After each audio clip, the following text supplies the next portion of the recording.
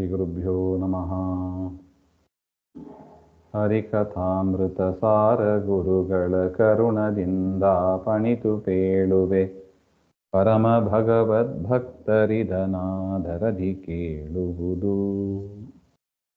ನಿಮಿಷ.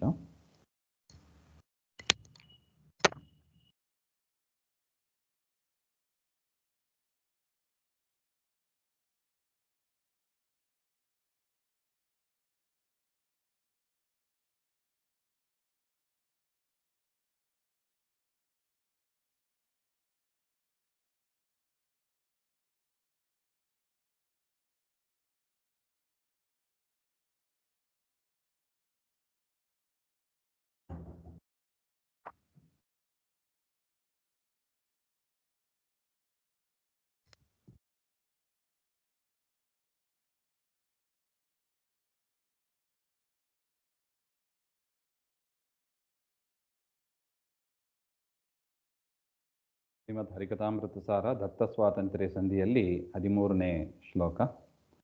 ಭೂಮಿಯೊಳು ಜಲವಿರೆ ತೃಷಾರ್ತನು ತಾಮರೆತು ಮೊಗವೆತ್ತಿ ಎಂದಸೆ, ವ್ಯೋಮ ಮಂಡಲದೊಳಗೆ ಕಾಣದೆ ಹುಡುಕು ಬಂದದಲ್ಲಿ. ಶ್ರೀ ಮನೋರಮ ಸರ್ವರಂತರ್ಯಾಮಿಯಾಗಿರೆ ತಿಳಿಯದನುದಿನ, ಭ್ರಾಮಕರು ಭಜಿಸುವರು ಭಕುತಿಯೊಳನ್ ಅನ್ಯ ದೇವತೆಯ.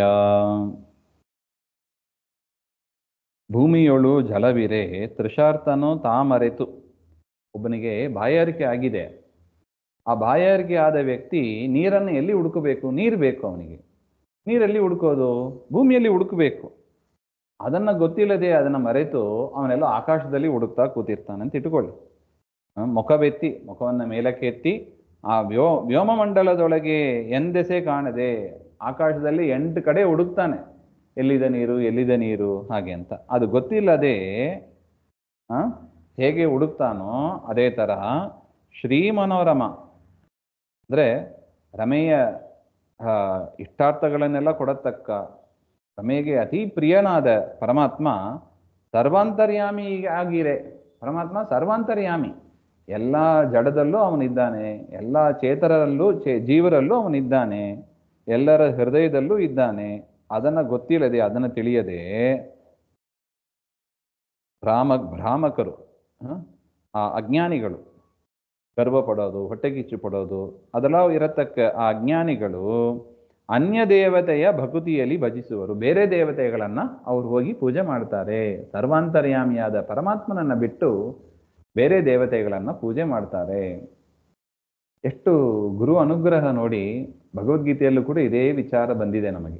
7ನೇ ಅಧ್ಯಾಯದಲ್ಲಿ ಅನ್ಯ ದೇವತೆಯ ಉಪಾಸನೆ ಮಾಡಿದರೆ ಅನಿತ್ಯ ಫಲವೇ ಸಿಗ್ತದೆ ಅಂತ ಭಗವದ್ಗೀತೆಯಲ್ಲಿ ಪರಮಾತ್ಮ ಹೇಳಿದ ನೋಡಿ. ಇಲ್ಲೂ ಅದೇ ಹೇಳ್ತಾ ಇದ್ದಾರೆ.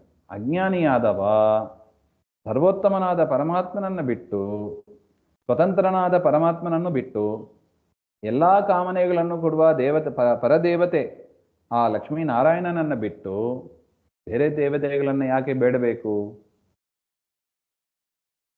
ಬೇರೆ ದೇವತೆಗಳನ್ನು ಪೂಜೆ ಮಾಡಬೇಕು, ಬೇರೆ ದೇವತೆಗಳನ್ನು ಬೇಡಬೇಕು ಯಾಕೆ ಅಂತ ಪ್ರಶ್ನೆ.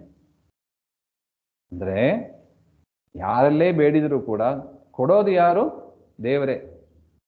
ಆದರೆ ಬೇರೆ ದೇವತೆಗಳನ್ನ ಬೇಡಿದರೆ ಅವ್ರೇನು ಕೊಡ್ತಾರೆ?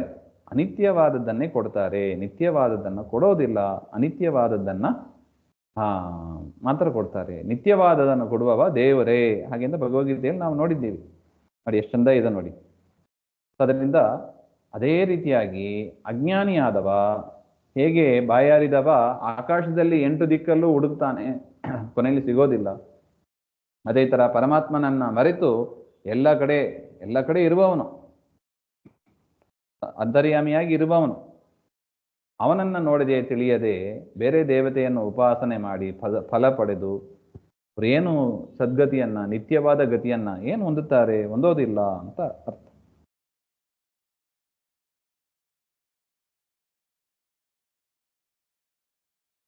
ಮುಖ್ಯ ಫಲ ವೈಕುಂಠ ಮುಖ್ಯ, ಮುಖ್ಯ ಫಲ ಮಹರಾದಿಲೋಕ, ಅಮುಖ್ಯ ಫಲ ವೈಷಯಿಕವೆನ್ ತರಿದದಿ ಭಕುತಿಯಿಂದ ರಕ್ಕಸಾರಿಯ ಭಜಿಸುತ್ತಲಿ ನಿರ್ದುಃಖನಾಗು ನಿರಂತರದಿ ಮೊರೆ ಪೊಕ್ಕವರ ಬಿಡ ಭಕ್ತವತ್ಸಲ ಭಾರತೀಶ ಪಿತಾ. ನೋಡಿ, 3 ಫಲ ಹೇಳ್ತಾರೆ. ದೇವರನ್ನ ಭಜನೆ ಮಾಡಿದರೆ ಏನ್ ಸಿಗ್ತದೆ, ಬೇರೆಯವರನ್ನ ಭಜನೆ ಮಾಡಿದರೆ ಏನ್ ಸಿಗ್ತದೆ ಅಂತ 3 ಫಲ. ಮುಖ್ಯ ಫಲ, ಮುಖ್ಯ ಫಲ, ಅಮುಖ್ಯ ಫಲ ಅಂತ 3 ಫಲ. ಪರಮಾತ್ಮನ ಆರಾಧನೆಯಿಂದ, ಪರಮಾತ್ಮನ ಪೂಜೆಯಿಂದ, ಲಕ್ಷ್ಮೀನಾರಾಯಣರ ಪೂಜೆಯಿಂದ ನಾವು ಪಡೆಯತಕ್ಕದ್ದು ಮುಖ್ಯ ಫಲ, ಮೋಕ್ಷ, ವೈಕುಂಠ ಲೋಕವನ್ನು ಹೊಂದೋದು. ಅದು ಮುಖ್ಯ ಫಲ. ಇನ್ನು ಮುಖ್ಯ ಫಲ, ಮುಖ್ಯವೂ ಅಲ್ಲ ಅಮುಖ್ಯವೂ ಅಲ್ಲ, ಯಾವುದು ಮಧ್ಯಮ ಫಲ, ಅದು ಮಹಾರಾದಿ ಲೋಕ, ಮಹರ್ಲೋಕ, ಜನೋಲೋಕ, ಇಂಥ ಲೋಕಗಳನ್ನು ಪಡೆಯೋದು. ಅದು ಯಾವಾಗ ಪಡಿತೀವಿ? ಪರಮಾತ್ಮನ ಅಪರೋಕ್ಷ ಆದ ಮೇಲೆ ಪಡಿತೀವಿ. ಮಹಾರಾದಿ ಲೋಕ, ಅದು ಮುಖ್ಯ ಫಲ ಅಂತ ಅರ್ಥ. ಇನ್ನು ಅಮುಖ್ಯ ಫಲ ಯಾವುದದು? ವಿಷಯ ಸುಖವನ್ನು ಪಡೆಯೋದು. ಆರೋಗ್ಯ ಚೆನ್ನಾಗಿರಬೇಕು, ಮಕ್ಕಳು ಪಾಸಾಗಬೇಕು, ಈ ರೀತಿಯಾದ ವಿಚಾರಗಳು ಏನು ಬರುತ್ತದೆ ಅದೆಲ್ಲ ವೈಷಯಿಕ ಸುಖ, ಅದು ಅಮುಖ್ಯ ಫಲ ಅಂತ. ಈ ರೀತಿಯಾಗಿ 3 ವಿಧವಾದ ಫಲವನ್ನು ಅರಿತು, ಮುಖ್ಯ ಫಲ, ಮುಖ್ಯ ಫಲ, ಅಮುಖ್ಯ ಫಲ ಅಂತ 3 ವಿಧವಾದ ಫಲವನ್ನು ಅರಿತು ರಕ್ಕಸಾರಿಯ ಭಜಿಸುತ್ತಲೇ, ದುಷ್ಟರಾದ ರಾಕ್ಷಸರನ್ನೆಲ್ಲ ಸಂಹಾರ ಮಾಡುವ ಆ ಪರಮಾತ್ಮನನ್ನ ಭಜಿಸುತ್ತಾ ನಿರ್ದುಃಖನಾಗು, ದುಃಖ ಇಲ್ಲದವನಾಗು ಅಂತ.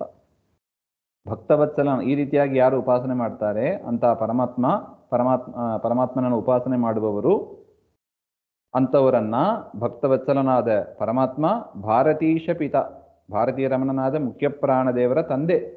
ನೋಡಿ, ಪರಮಾತ್ಮನಿಗೆ 2 ಮಕ್ಕಳು, ಲಕ್ಷ್ಮೀರ್ಯಸ್ಯ ಪರಿಗ್ರಹ ಕಮಲಭೂಹು, ಹಾಗೆ ಅಂತ. ಪರಮಾತ್ಮನಿಗೆ 2 ಮಕ್ಕಳು, ಬ್ರಹ್ಮದೇವರು, ವಾಯುದೇವರು. ಅಂತಹ ಮುಖ್ಯ ಪ್ರಾಣದೇವರಿಗೆ ತಂದೆಯಾದ ಪರಮಾತ್ಮ ನಿರಂತರದಿ ಮೊರೆ ಪೊಕ್ಕವರ ಬಿಡ, ಯಾರು ಸತತವಾಗಿ ದೇವರನ್ನೇ ಶರಣು ಹೋಗ್ತಾರೆ ಅಂಥವರನ್ನ ದೇವರು ಕೈ ಬಿಡ, ರಕ್ಷಣೆ ಮಾಡೇ ಮಾಡ್ತಾನೆ ಅಂತ ಅರ್ಥ.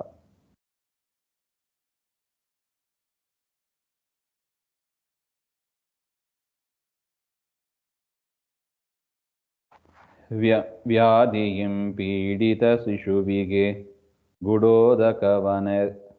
ಗುಡೋದಕವನೆರೆದಗೆ ಔಷಧ ತೇದು ಕುಡಿಸುವ ತಾಯಿಯೋಪಾದಿಯಲಿ ಸರ್ವಜ್ಞ. ಬಾದರಾಯಣ ಭಕುತ ಜನಗೆ ಪ್ರಸಾದ ರೂಪಕನಾಗಿ ಭಾಗವತಾದಿಯಲಿ ಪೇಳಿದರು ಧರ್ಮಾದಿಗಳ ಫಲವೆಂದು. ಒಂದು ಮಗು ರೋಗಗ್ರಸ್ತವಾಗಿದೆ. ಆ ರೋಗಗ್ರಸ್ತವಾದ ಮಗುವಿಗೆ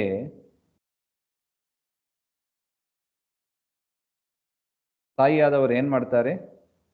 ಗುಡೋದಕವ ನೆರೆದು, ನೀರು, ಅದರಲ್ಲಿ ಸ್ವಲ್ಪ ಬೆಲ್ಲ, ಅದನ್ನು ಸೇರಿಸಿ ಕಷಾಯ ಅಂತ ಹೇಳ್ತಾರೆ ನೋಡಿ, ಅಲ್ಲಿ ಕೆಲವು ಔಷಧಿಗಳನ್ನು ಸೇರಿಸಿ ಗಂಧದ ಚಕ್ಕೆ, ಗಂಧದ ಕಲ್ಲಲ್ಲಿ ತೆಗೆದು ಅದನ್ನು ತೆಗೆದು ಆ ಪಾನದಲ್ಲಿ ಹಾಕಿ ಸೇರಿಸಿ ಕುಡಿಸ್ತಾರೆ. ಸಿಹಿಯಾಗಿದೆ ಅಂತ ಮಗು ಕುಡಿದು ಬಿಡುತ್ತದೆ. ಆ್ಯಕ್ಚುಲಿ ಮಗು ಕುಡಿದದ್ದು ಔಷಧಿಯನ್ನು. ಹೇಗೋ ಅದೇ ರೀತಿಯಾಗಿ ಸರ್ವಜ್ಞನಾದ ಪರಮಾತ್ಮ ಬಾದರಾಯಣ ಅಂದರೆ ವೇದವ್ಯಾಸ ದೇವರು ಭಕ್ತಜನಕ್ಕೆ ಪ್ರಸಾದ ರೂಪಕನಾಗಿ ಭಾಗವತಾದಿಯಲ್ಲಿ ಪೇಳಿದರು. ತನ್ನ ಭಕ್ತರನ್ನ ರಕ್ಷಣೆ ಮಾಡುವುದಕ್ಕಾಗಿ ನಾವೇನೀಗ ಶ್ರವಣ ಮಾಡ್ತಾ ಇದ್ದೇವೆ ಭಾಗವತ.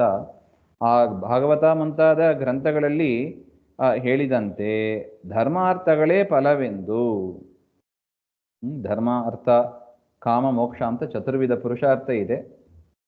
ಆದರೆ ಧರ್ಮ, ಅರ್ಥ, ಕಾಮ, ಮೋಕ್ಷ ಇದೇ ಮುಖ್ಯವಾಗಿ ಪುರುಷರು ಬಯಸೋದು. ಅದೆಲ್ಲವನ್ನು ಕೂಡ ಕೊಡ್ತಾನೆ ಅಂತ ಅರ್ಥ. ಕಾಮ ಫಲಗಳ ಅಪೇಕ್ಷೆ ಮಾಡದೆ ಯಾರು ಮಾಡ್ತಾರೋ ಅವರಿಗೆ ಧರ್ಮ, ಅರ್ಥ, ಕಾಮ, ಮೋಕ್ಷಾದಿಗಳನ್ನು ಕೊಡ್ತಾನೆ. ಅಂದರೆ ಏನರ್ಥ? ಫಲಾಪೇಕ್ಷೆ ಇಲ್ಲದೆ ಕರ್ಮವನ್ನು ಮಾಡಬೇಕು. ಸತ್ಕರ್ಮಗಳನ್ನು, ವಿಹಿತ ಕರ್ಮವನ್ನು ಪರಮಾತ್ಮನ ಪೂಜಾ ರೂಪವಾಗಿ ಫಲಾಪೇಕ್ಷೆ ಇಲ್ಲದೆ, ಉದಾಹರಣೆಗೆ ಒಂದು 10 ಮಠಕ್ಕೆ ಹೋಗಿ 10 ನಮಸ್ಕಾರ ಹಾಕ್ತೀವಿ, ಅಥವಾ ದೇವರ ಮುಂದೆ ಒಂದು ದೀಪ ಹಚ್ತೀವಿ. ಅದು ಮಾಡಿದ ಕೂಡಲೇ ನಮಗೆ ಅದು ಕೊಡು ಇದು ಕೊಡು ಅಂತ ದೇವರಲ್ಲಿ ಕೇಳಬಾರ್ದು. ಸ್ವಾಮಿ ನಿನ್ನ ಅನುಗ್ರಹ ಕೊಡು ಸಾಕು, ಇಷ್ಟು ಕೇಳಿದರೆ ಅದನ್ನ ಏನು ಕರೀತಾರೆ? ನಿಷ್ಕಾಮ ಕರ್ಮ ಅಂತ ಕರೀತಾರೆ. ಫಲಾಪೇಕ್ಷೆ ಇಲ್ಲದೆ ಮಾಡೋದು ಅಂತ ಕರೀತಾರೆ. ಆ ರೀತಿಯಾಗಿ ಮಾಡಿದರೆ ಪರಮಾತ್ಮ ಅನುಗ್ರಹ ಮಾಡ್ತಾನೆ ಅಂತ ಒಟ್ಟು. ಹರಿಕಥಾಮೃತ ಸಾರ ಗುರುಗಳ ಕರುಣದಿಂದ ಪಣಿತು ಪೇಳುವೆ, ಪರಮ ಭಗವದ್ಭಕ್ತರಿದನಾಧರದಿ ಕೇಳುವುದು. ಶ್ರೀಮಧ್ವಾಂತರ್ಗತ ಶ್ರೀಕೃಷ್ಣ ಅರ್ಪಣಮಸ್ತು. ಶ್ರೀ ಹರೇ ನಮಃ.